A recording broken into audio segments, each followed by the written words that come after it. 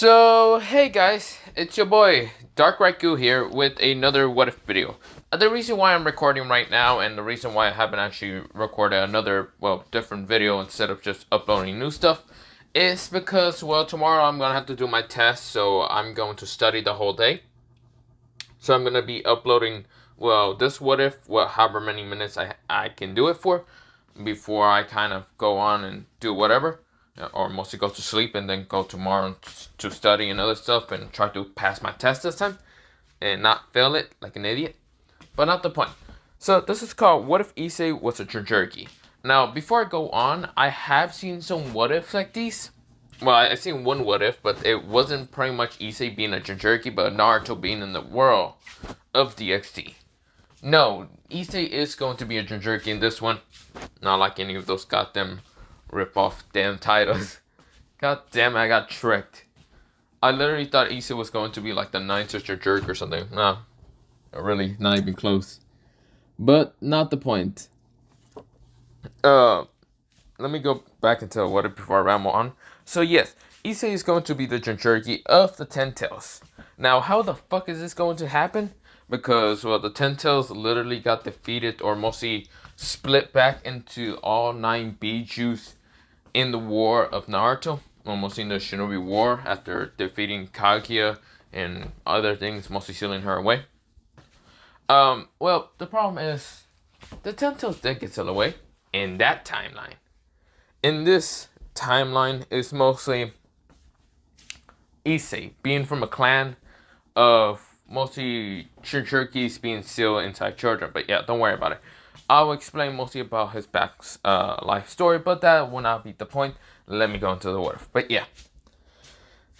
So, we go into Issei. Issei is still somewhat the perverted boy of Kuo Academy. Mostly the horn dog. Somewhat. Mostly people would like to just stay away from him because he's considered to be the horn dog of, the school. The perverted beast, mostly the leader of the other perverted duo. But are they really perverted, or is there really a secret much more dangerous than just staying away from the perverted beast? Is he truly a perverted beast, or is he a beast in just general? No one needs to know about that. The only people that actually know about the truth will be only the perverted trio. But not the point.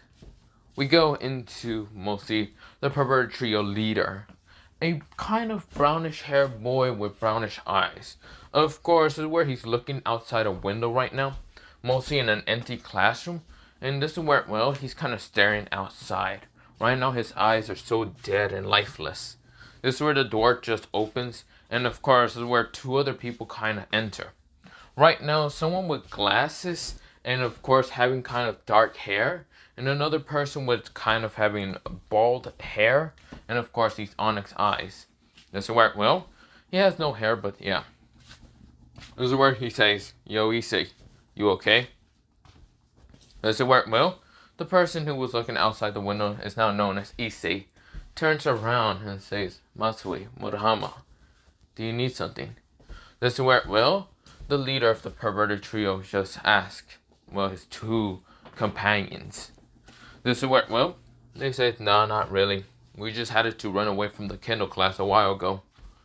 This is where, Issei nodded. This is where he looks back outside the window.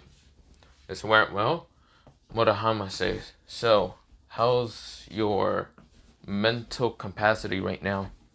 This is where, Murahama kind of sound worried a little bit. This is where, Issei looks back and says, "Decent. The beast hasn't actually tried to get out any damn time. Actually, it hasn't even bothered me since a while ago. It only got bothered me about like last Monday. But after that, I haven't been bothered at all." This is where Murahama sighs and says, "Thank God. If that beast ever gets let out into the world, you know how much chaos it would just spread." Luckily for you, you're actually someone that can actually hold on to it. Since your chakra nature and your power and your willpower will be able to contain it. I know it sucks, Issei. This is where Murahama said. This is where, well, Issei said, I know. It doesn't matter. It's a gift. A burden.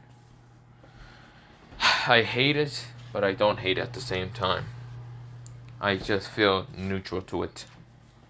It's pretty much just something that, well, the clan decided to put on me, mostly from our old lives.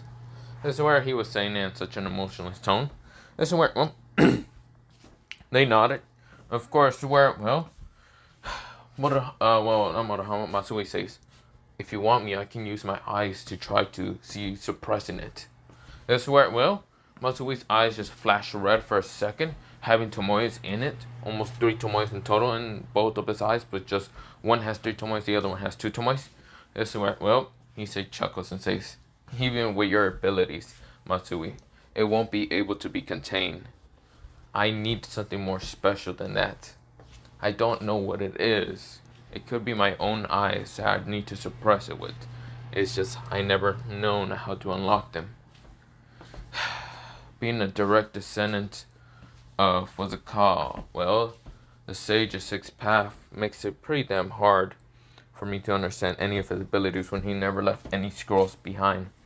That, or that he did, is just the idiots in our old village decided not to record them. This is where, well, Matsui chuckles and says, I guess you're right. This is where, well, Murahama right now kind of takes off his glasses, showing his kind of purely kind of palish, lavender, whitish eyes. And this is where, well, Matsui says, well, not Matsui, Murahama says, damn, it's annoying. Do I really have to wear these glasses and really have to design on freaking sizes? I'm going to lose my damn mind. It's probably worse here because I literally have to just talk about measurements, even though I don't actually measure them right. I just guess on numbers most of the time. Murahama kind of explains it, both of them. This is where Matsui chuckles and says, huh, that's what you get for deciding to be extra with being perverted. This is where, well, Murahama says, it's annoying. You see, these eyes also do hurt me a lot. Luckily, the glasses that I wear, I'll be able to cover them up. Still, it's a pain. This is where, well, it's a lavender kind of bluish, lightish, kind of palish bluish color. This is where, well, Murahama just says, God damn it, I should have not said anything. Covering up our right now identities is quite annoying. And trying to get rid of, well, mostly get rid of any trace from those damn devils is also annoying. Luckily for my eyes, I can always see 360, well, view and see where the fuck those damn devils are. But luckily, that would have been for the original Byakugan. My eyes are more special than that, so I can see more further than that. But, still, how long do we have to hide here? Can't we just move to another school? This is where, well, Murahama was now, well, not Murahama, yeah, Murahama was someone talking. Matsui kind of said, well, the problem is, look at our leader's state. I don't think it's a good idea to start moving. Right now, he is too unstable, and if he goes to another school, and they don't have, well, what's it called, empty classrooms, or abandoned classrooms, what do you think he's going to do? If he loses control, he will accidentally slaughter mostly the entire school. This is where, well, Murahama then retorted back saying, what happened if he loses control here? It would have been more dangerous here. Clearly those damn devils, an idiotic fucking region or whatever devils, fallen angels and angels entirely, are stupider than anything. They are so damn arrogant. What happened if they piss off Issei and making Issei kind of go into a berserk state? This is where, well, Issei says, you two need to calm down. I won't go into a berserk state. I know at least how to control one tails. I will be fine. Issei retorted back to both of his idiotic friends. Or mostly 2 of his best friends since ever was it called his childhood. This is where, well, We go into a flashback of Kid Issei kind of meeting up with the two kind of children. Mostly one was Matsui and one was Murahama. Matsui had hair when he was younger, mostly in the flashback. And of course, Murahama didn't have glasses. Mostly had his eyes closed, but showed his palish bluish eyes that were lavender a little bit, or mostly just yeah. Doesn't work well. Matsui was a little bit physical stronger when he was younger, but of course is where he had hair. Doesn't work well. He also had a crest of a symbol behind him. Mostly he was wearing a kimono, same with Murahama, and they two had both of them had two crests of symbols, showing to be from like some kind of clan, family, or something. Issei, on the other hand, when he was a child, he had a symbol of a clan, a Pacific clan. But of course, it was mostly having like these not nine, mostly like 10 tomoyas on his back. And of course, this is a symbol of what the clan he's from. This is what, we go back into Issei. Issei is right now just looking at his friends and companions, slash, just people that will actually help him. This is where, the bell rang right now across the room. Like, they thought mostly the bells around here got discontinued, but it didn't. But of course, it worked well. Issei kinda says, it seems the bell has rang. We should be going to class. This is work, Mom. Matsui and Murahama says, are you sure? Are you sure you're stable enough? Because I know what's it called, this is where, they kind of retorted back saying towards Issei, are you sure about that? You still seem to be a little bit unstable from, going. This is where, Issei said, I'll be fine. There's nothing that can actually stop me right now. I'll be fine. This is where, they look at him kind of worrying and says, fine. Just, if anything else happens, just don't resist to just run out. If you feel any anger, any depressed thoughts, or any like murder thoughts, you should just leave. This is where they both kind of explain towards Issei. Issei said, I'll be fine. God, you two worry way too much. Ever since we were children. This is where, they say, how the fuck can we not worry, both of them kind of said, when clearly you have one of the most dangerous juice inside you. This is where they both explain. Of course, they were looking away from Issei's gaze. Issei kind of just chuckles at both of them and says, you guys worry too much. Issei puts both of mostly his hands around what's it called? Mostly Matsui and Murahama's like shoulder and says, I'll be fine, you two. You two really don't need to worry about me. Who's the leader of this group right now? This is where, they retorted back saying, who's the leader that might accidentally explode with power on a murderous tide range, or mostly a raging tidal wave?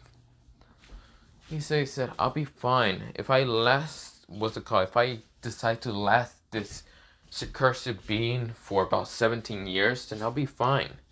What's a little school can't actually stop me down. This is where he grins back at his friends. This is where they say, fine. Fine, do whatever. But just make sure that you don't get killed. Or whatever. Yeah. This is where, they started leaving, of course. This is where, they get to class. And this is where, class just goes to the exact same. Mostly the girls look at them dirty looks because, these are, the pervert trio. The leader of the pervert trio is kind of sitting down and just being normal as he can possibly be. Of course, Matsui and Murahama have these worry looks, but of course, they're just trying to not show it most of the time. Which most people don't actually see their worry looks. They just think that they're kind of exaggerating or something. Maybe they're worried about not being able to see opais or whatever. And so,